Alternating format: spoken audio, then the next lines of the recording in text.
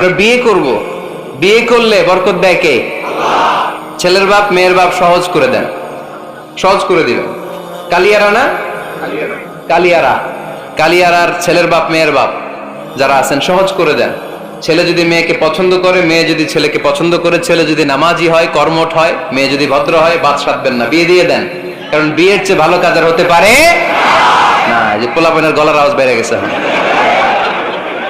এখন মহা খুশি, এখন আজহারি হুজুর জিন্দাবাদ, এখন আর আমার বিরোধী কেউ নাই এই জায়গায়, সবাই হাত করে ফেলছি আমি, আগেও নাই, মাশাআল্লাহ।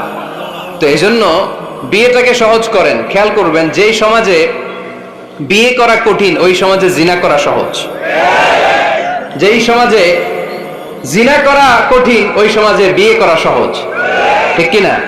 পুরো উল্টো। বাংলাদেশে কোনটা করা কঠিন? হ্যাঁ, বিয়ে করা কঠিন। বিয়েতে ফ্ল্যাট লাগবে, ছেলের গাড়ি লাগবে, নিজের পায়ে দাঁড়ানো লাগবে, 10 লাখ টাকা মোহরানা লাগবে।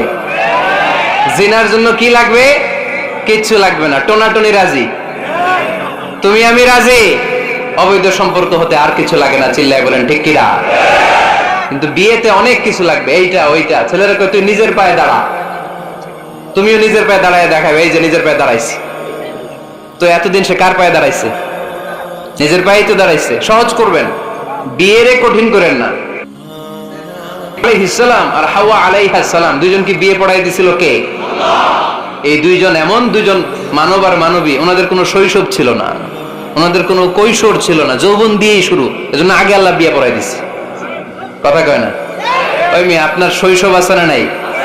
কৈশোর, আদম আলাইহিস সালামের শৈশব, কৈশোর। হাওয়া আলাইহিস সালামের শৈশব, কৈশোর। জীবন শুরু করছে কি দিয়া? যৌবন দিয়ে। বিয়ের দরকার আছে না নাই?